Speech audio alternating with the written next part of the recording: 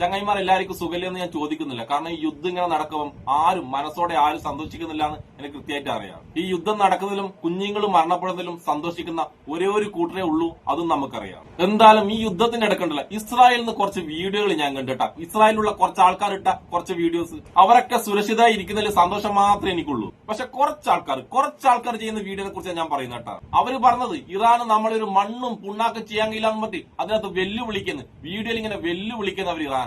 ആ മന്ദബുദ്ധികൾ അത് ചെയ്യുന്നത് കേരളത്തിലുള്ള സംഘികളെയും ക്രിസംഖികളെയും സൂചിപ്പിക്കാൻ വേണ്ടി മാത്രമാണ്. ഇനി അത് കണ്ട് സന്തോഷിക്കുന്ന സംഘികൾക്കും ക്രിസംഖികൾക്കും എല്ലാവർക്കും ഉണ്ടല്ല ഇസ്രായേലിലെ ശരിയായ അവസ്ഥ അത് ഞാൻ കാണിച്ചു തരാട്ടാ. അത് ഇസ്രായേലിൽ ജോലിക്ക് പോയ ഒരു യുവാവ് പറഞ്ഞു തന്നെ നിങ്ങൾ കേട്ടോളൂ. അപ്പൊ നിങ്ങൾക്കെല്ലാം വിശ്വാസമാവുമല്ലോ. നമുക്കൊപ്പം ഇസ്രായേലിൽ നിന്ന് അരുൺ കൂടി ചേരുകയാണ്. മലയാളിയായ അരുൺ അവിടെ നിന്ന് ചേരുന്നു. ഇസ്രായേലിൽ ഇന്ന് വലിയ രീതിയിലുള്ള ആക്രമണം നടന്നിട്ടുണ്ട് എന്ന വിവരം വരുന്നുണ്ട്. ബീറ്റ് ഷമേഷ് ആക്രമണം അത് അല്പം കടുത്തതായിരുന്നു. ടെൽ അവീവിൽ ഒരു മരണം സ്ഥിരീകരിച്ചിട്ടുള്ള സാഹചര്യമൊക്കെ ഉണ്ട്. അരുൺ, എന്താണ് ഇപ്പോഴത്തെ സാഹചര്യം? താങ്കൾ ടെൽ അവീവിൽ ഉണ്ട് എന്നാണ് ഞാൻ മനസ്സിലാക്കുന്നത്. കൂടുതൽ സൈറണുകൾ ഉണ്ടോ? കൂടുതൽ ആക്രമണത്തിനുള്ള സാധ്യതകളാണോ കാണുന്നത്? 1.5 മണിക്കൂർ മുന്നേ, ഏകദേശം 2 മണിക്കൂർ മുന്നേ ബെറ്റ്ഷമേഷിൽ, ജെറുസലേമിന്റെ പ്രാന്തപ്രദേശത്ത് വരുന്ന ഏരിയയാണ് ബെറ്റ്ഷമേഷ് എന്ന് പറഞ്ഞത്. ബെറ്റ്ഷമേഷിൽ പബ്ലിക് ബങ്കറിന് നേരെയാണ് ഒരു മിസൈൽ അറ്റാക്ക് ഉണ്ടായിട്ടുള്ളത്. അതിൽ മേജർ കാഷ്വാലിറ്റീസ് ഉണ്ട്. 8 മരണം എന്നുള്ള വിവരം വരുന്നുണ്ട്. കൃത്യമായി മരണങ്ങളുടെ 6 മരണം ഞാൻ കുറച്ച് മുമ്പ് അപ്ഡേഷൻ എടുത്ത സമയത്ത് 6 മരണങ്ങളാണ് എനിക്ക് കാണാനായിട്ട് സാധിച്ചത്. അതുപോലെ ഇന്നലെ ടെലവീവിലെ ഹിലോവ് ഹോസ്പിറ്റലിന്റെ പരിസരത്ത് ഒരു ബിൽഡിംഗിൽ ഡയറക്റ്റ് ഹിറ്റ് ഉണ്ടായിരുന്നത്.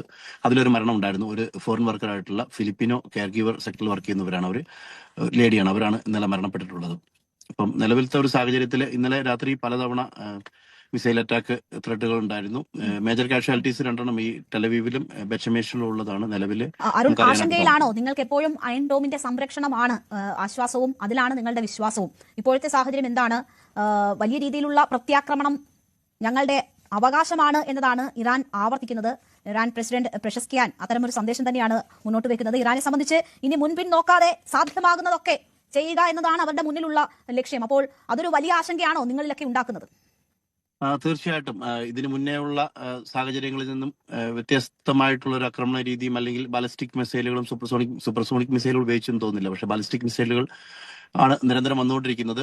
സോ സാധാരണഗതിയിലുള്ള മിസൈൽ അറ്റാക്കിൽ നിന്നും അതിന്റെ പ്രഹരശേഷി കൂടുതലാണ്. അതിനുള്ള കരുതലുകൾ എടുക്കുന്നുണ്ട്. എല്ലാവരും തന്നെ പബ്ലിക് ഷെൽട്ടറിനോ അല്ലെങ്കിൽ ഷെൽട്ടറിനോടുള്ള പരിസര പ്രദേശങ്ങളിൽ തന്നെയാണ് കഴിഞ്ഞു പോകുന്നത്. നമ്മൾ സേഫ് ആയിട്ടുള്ള സ്ഥലങ്ങളിലേക്ക് മാറുക, നമ്മുടെ വേണ്ട പ്രിക്കോഷനുകൾ എടുക്കുക എന്നത് തന്നെയാണ് നമ്മൾ കണ്ട. ഇതാണ് യഥാർത്ഥത്തിൽ ഇസ്രായേലുള്ള അവസ്ഥ. ചില ഇസ്രായേലുള്ള മലയാളി യൂട്യൂബർമാർ ബങ്കറിൽ ഇരുന്ന് തള്ളുന്നില്ലേ, ആ തള്ളല് പോലെയൊന്നല്ല സംഭവം. അങ്ങനെയുള്ള തള്ളു കെട്ടിട്ട് ഇസ്രായേലിൽ അടുത്തു പോയ മലയാളികളുണ്ടല്ല, അവരെ തള്ളും കെട്ടിട്ട് പുറത്തേക്കൊന്നും ഇറങ്ങിയേക്കല്ലേ. അങ്ങനെ നിങ്ങൾ ഇറങ്ങിക്കഴിഞ്ഞില്ല നിങ്ങളെ കുടുംബത്തിന് ആരും ഇല്ലാണ്ടായി പോകും. ഇനി ഞാൻ അടുത്തതായിട്ട് നിങ്ങൾക്ക് ഇറാൻ ഉണ്ടല്ല ഇടം വലം നോക്കാതെ ആക്രമിക്കുന്നതിന്റെ തെളിവ് ഞാൻ കാണിച്ചു തരാം. നമ്മളെ ട്രംപ് പൊക്കലിളക്കിയ വിശ്വപ്രസിദ്ധമായ എബ്രഹാം ലിങ്കൺ കപ്പലില്ലേ, കപ്പലെല്ലാം പണ്ടാരടക്കി, കപ്പലെല്ലാം തീർന്നെന്ന് പറഞ്ഞേ കേട്ടാ. നമ്മ ആ കപ്പലിന്റെ അവസ്ഥ ഒന്ന് കേട്ടിട്ട് വരാം.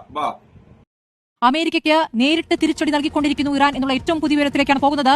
യുഎസ് എബ്രഹാം ലിങ്കനെ ഇറാൻ ആക്രമിച്ചെന്ന റിപ്പോർട്ട്. 4 ബാലിസ്റ്റിക് മിസൈൽ ഉപയോഗിച്ച് ആക്രമിച്ചു എന്നുള്ളതാണ്. US MQ റീപ്പർ ഡ്രോൺ വെടിവെച്ചിട്ട് ഇറാൻ എന്നുള്ള വാർത്തകളും വരികയാണ്. അപ്പോൾ നേരിട്ടുള്ള ആക്രമണത്തിലേക്ക് നീങ്ങുന്നു എന്നുള്ളതാണ് ഫൈസൽ ഹംസ വിവരങ്ങളുമായി. ഫൈസൽ, ഇപ്പോൾ ഇറാന്റെ തിരിച്ചടി ഇപ്പോൾ അമേരിക്കയ്ക്ക് നേരിട്ട് കനത്ത പ്രഹരം നൽകുന്ന രൂപത്തിലേക്ക് നീങ്ങുകയാണോ? പടക്കപ്പൽ ആക്രമിച്ചിരിക്കുന്നു. USS എബ്രഹാം ലിങ്കനെ ആക്രമിച്ചത്, അതിന്റെ വിവരങ്ങൾ എന്താണ്?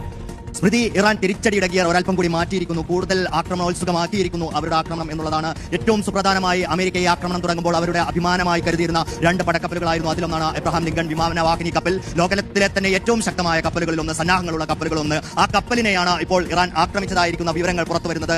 4 ബാലിസ്റ്റിക് മിസൈലുകൾ എബ്രഹാം ലിങ്കൺ കപ്പലിന് നേർക്ക് തൊടുത്തുവിട്ടതായാണ് അന്താരാഷ്ട്ര മാധ്യമങ്ങൾ റിപ്പോർട്ട് ചെയ്തിട്ടുള്ളത്. ഏതെങ്കിലും തരത്തിൽ കപ്പലിന് നാശനഷ്ടമുണ്ടായോ എന്നുള്ള കാര്യം ഏതായാലും ഇപ്പോൾ പുറത്തു വന്നിട്ടില്ല.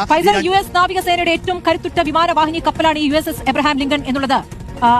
അതിന്റെ സവിശേഷതകൾ നിമിറ്റ്സ് ക്ലാസ് ആണവോർജ വിമാനവാഹിനി കപ്പലാണ് എന്നാണ്. അതിന് 1092 അടി നീളമുണ്ട്, വലിയ ഭാരമുണ്ട്, വേഗം മണിക്കൂറിൽ 30 നോട്ടിലധികമാണ്. ഏകദേശം 90 വിമാനങ്ങളും ഹെലികോപ്റ്ററുകളും വഹിക്കാൻ ശേഷിയുള്ള കപ്പലിന് നേർക്കാണ് ഈ ആക്രമണം ഉണ്ടായിരിക്കുന്നത്. ഫൈസൽ, തീർച്ചയായും അങ്ങനെ തന്നെയാണ് സ്മൃതി. ഈ ആക്രമണത്തിലെ അമേരിക്കയുടെ കുന്തമുന എന്ന് വിശേഷിപ്പിക്കാവുന്നത് 2 കപ്പലുകളായിരുന്നു. ഒന്ന് USS എബ്രഹാം ലിങ്കണും അതോടൊപ്പം തന്നെ USS ജെറാർഡ് ഫോർഡും. ഈ 2 കപ്പലുകളിൽ ഒന്നിനെയാണ് ആക്രമിച്ചിരിക്കുന്നത്. ജെറാർഡ് ഫോർഡ് നമുക്കറിയാം ലോകത്തെ ഏറ്റവും വലിയ എയർക്രാഫ്റ്റ് കാരിയറാണ്, ഏറ്റവും വലിയ വിമാനവാഹിനി യുദ്ധക്കപ്പലാണ്. അതുപോലെ തന്നെയാണ് എബ്രഹാം ലിങ്കണും നേരത്തെ സൂചിപ്പിച്ചതുപോലെ തന്നെ അതിവേഗത്തിൽ സഞ്ചരിക്കാൻ സാധിക്കുന്ന, അതീവ മാരകശേഷിയുള്ള ആയുധങ്ങൾ വഹിക്കാൻ ശേഷിയുള്ള കപ്പൽ തന്നെയാണ്. ഏകദേശം 90 വിമാനങ്ങളും ഹെലികോപ്റ്ററുകളുമാണ് ഈ യുദ്ധക്കപ്പലിനെ വഹിക്കാൻ ശേഷിയുള്ളത്. ഏതാണ്ട് 5000 മുതൽ 6000 വരെ സൈനികരും ഈ കപ്പലിൽ ഉണ്ടാകുമെന്നാണ് റിപ്പോർട്ട്. അത്തരത്തിൽ തരത്തിലുള്ള വലിയ ഒരു സൈനിക സന്നാഹം, ഒരുപക്ഷെ നമ്മൾ പശ്ചിമേഷ്യയിലെ അമേരിക്കൻ സേനാ താവളങ്ങളൊക്കെ പറയുന്നത് പോലെ തന്നെ അത്രത്തോളം ശേഷിയുള്ള ഒരു കപ്പൽ തന്നെയാണ് USS എബ്രഹാം ലിങ്കൺ എന്ന പടക്കപ്പൽ. ആ പടക്കപ്പലിനെ പോലും ഇപ്പോൾ ഇറാൻ ലക്ഷ്യമിട്ടിരിക്കുന്നു എന്നുള്ളതാണ് ഏറ്റവും ആര് എബ്രഹാം ലിങ്കണ? അതൊക്കെ തീർന്നെന്ന് പോയി ട്രംപിനോട് പറഞ്ഞേക്ക്. ഇതാണ് നമ്മൾ ട്രംപ് ഭയങ്കരമായി തള്ളിയ കപ്പലിന്റെ ഒക്കെ അവസ്ഥ. കപ്പലിന് മാത്രമല്ല ഇറാൻ പണി കൊടുത്തിട്ടുള്ളത്, പട്ടാളക്കാരിൽ അമേരിക്കന്റെ പട്ടാളക്കാർ എവിടെയൊക്കെയുണ്ടോ അവർക്കൊക്കെ പണി കൊടുത്തിട്ടുള്ള ഇറാൻ. അതും കൂടി നിങ്ങളൊന്ന് കണ്ടു നോക്കി. ഇതൊക്കെ കണ്ടിട്ട് മാത്രം ഉണ്ടല്ലോ ഇസ്രായേലിലെ ബങ്കറിന്റെ ഉള്ളിൽ നിന്ന് പുറത്ത് തുള്ളാൻ നിൽക്കുന്ന യൂട്യൂബർമാരില്ലേ, കേരളത്തിലെ യൂട്യൂബർമാർ, അവര് പുറത്ത് തുള്ളിയാൽ മതി കേട്ടാ. എന്തായാലും ആ തള്ളുന്ന യൂട്യൂബർമാർ കൂടി ഈ വാർത്ത ഒന്ന് കേട്ടു നോക്ക്. ബാ.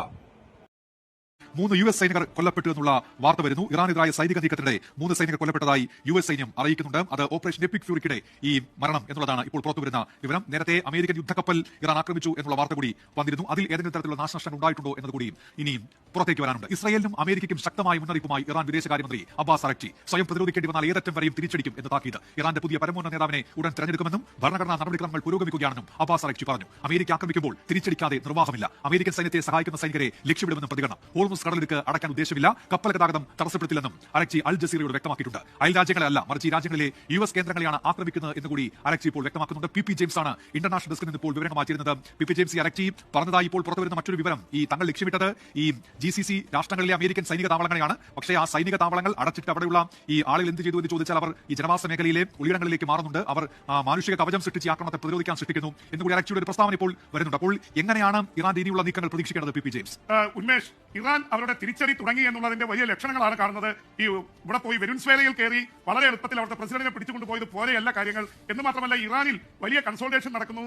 അവിടുത്തെ സുപ്രീം ലീഡർ, അവരുടെ പരമോന്നത നേതാവ് ആയത്തുള്ള അലി ഖമനയെ കൊലപ്പെടുത്തിയതിനെതിരെയുള്ള വലിയ രോഷപ്രകടനം, അത് ജനങ്ങൾ തെരുവിലിറങ്ങി പ്രതിഷേധിക്കുന്നു. കേട്ടല്ലോ നിങ്ങളൊക്കെ കുറെ സംഘി മാധ്യമങ്ങൾ പറയുന്നുണ്ട് ഖമേനി മരിച്ചതിൽ ഇറാനിലെ ജനങ്ങളൊക്കെ ഭയങ്കരമായിട്ട് സന്തോഷിക്കുന്നുണ്ട് എന്ന്. അവരാരുള്ള ഇറാനിലെ ജനങ്ങള് ഖമേനി മരിച്ചതിന്റെ തെരുവിലിറങ്ങി കഴിയുന്നതും പ്രാർത്ഥിക്കുന്നതും ഒന്നും കാണുന്നില്ല. കാണുന്നില്ലായിട്ടല്ല, കണ്ട ഭാവം നടിക്കുന്നില്ല ആ സംഘി മാധ്യമങ്ങളൊന്നും. ഇനി ഞാൻ നിങ്ങൾക്ക് ഒരു വീഡിയോ കൂടി കാണിച്ചു തരാം. അപ്പൊ നിങ്ങൾക്ക് എന്നോടല്ല രക്തസാക്ഷിയായ ധീര രക്തസാക്ഷിയായ ആയത്തുള്ള അലി ഖമേനി ആരാണെന്ന് മനസ്സിലാകും.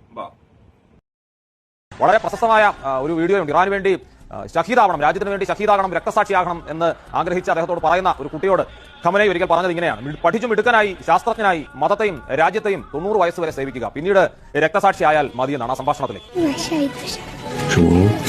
شما اول بزرگ بشین، انشالله قدرتون بلند بشه، درس بخونین و عالم بشین و انشالله برای اسلام مفید باشین.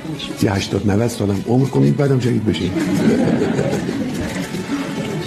രക്തസാക്ഷിയാകാൻ ആഗ്രഹിച്ചിരുന്നു, സാധാരണ മരണം ആഗ്രഹിച്ചിരുന്നില്ല. ആ രക്തസാക്ഷിത്വവും അമേരിക്കയുടെയും ഇസ്രായേലിന്റെയും ആക്രമണത്തിൽ നിന്നാകുമ്പോൾ അതുണ്ടാക്കാൻ പോകുന്ന പ്രതികാര ദാഹം, രോഷം എത്ര വലുതാണ്, ഇറാനിൽ ഉണ്ടാക്കാൻ പോകുന്ന ഒരുമയുടെ സന്ദേശം, അന്തരീക്ഷം എത്ര വലുതാണെന്നൊക്കെ നല്ല ധാരണയും ബോധ്യവുമുണ്ട്.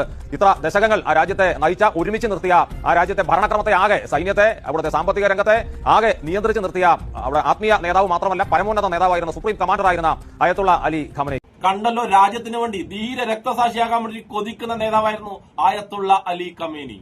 അദ്ദേഹത്തിന്റെ ആഗ്രഹം പോലെ തന്നെ രാജ്യത്തിന് വേണ്ടി ധീര രക്തസാക്ഷിയായി. ആ ഖമനേയെ ഇല്ലാതാക്കിയെന്ന് മറ്റി വീമ്പളക്കുന്ന ട്രംപും നെതന്യാവും അറിയാൻ വേണ്ടി ഞാൻ ഒരു കാര്യം പറയുന്നു. ജീവിച്ചിരിക്കുന്ന ഖമനേക്കാളും അപകടകാരിയാണ് മരണപ്പെട്ട ധീര രക്തസാക്ഷിയായ ആയത്തുള്ള അലി ഖമനേയി. അത് ട്രംപിനും നെതന്യാവിനും ഇപ്പൊ ഏകദേശം മനസ്സിലായിട്ടുണ്ടാവും. എന്തായാലും ഈ യുദ്ധം എത്രയും പെട്ടെന്ന് അവസാനിക്കട്ടെ. അവസാനത്തെ പുഞ്ചിരി ഇറാന്റേതാകട്ടെ. ഈ യുദ്ധത്തിന്റെ അവസാനത്തിൽ ട്രംപിന്റെയും നെതന്യാവിന്റെയും അഹങ്കാരം ഉണ്ടല്ലോ, ആ അഹങ്കാരം കൂടി ദൈവമില്ലാതാക്കട്ടെ. അപ്പൊ ധീര രക്തസാക്ഷിയായ ആയത്തുള്ള അലി ഖമേനി, നിങ്ങൾക്ക് ഒരിക്കൽ കൂടി എന്റെ സല്യൂട്ട്. അപ്പൊ എന്നെ ഇഷ്ടപ്പെടുന്ന എല്ലാവർക്കും ആയത്തുള്ള ഖമേനിക്കും എന്റെ ഒരു നല്ല സുലാൻ.